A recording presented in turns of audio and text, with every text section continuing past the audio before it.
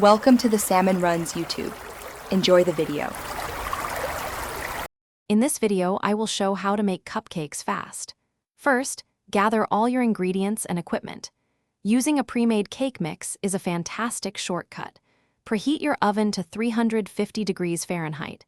This ensures your oven is ready as soon as your batter is mixed, saving valuable time. This simple preparation makes the entire process much smoother and quicker. Now let's get that batter mixed quickly. In a large bowl, combine your cake mix, eggs, oil, and water. Start mixing on low speed for about 30 seconds, then increase to medium speed for 2 minutes. Remember, don't overmix the batter. This helps ensure your cupcakes stay wonderfully light and fluffy, not dense. Next, prepare your muffin tin. Line each cup with paper liners to prevent sticking and make cleanup easy. Fill each liner about 2/3 full with your delicious batter. This allows room for them to rise perfectly. Bake for 18 to 22 minutes, or until a toothpick inserted into the center comes out clean. Keep an eye on them. Once baked, let your cupcakes cool in the pan for about 5 minutes.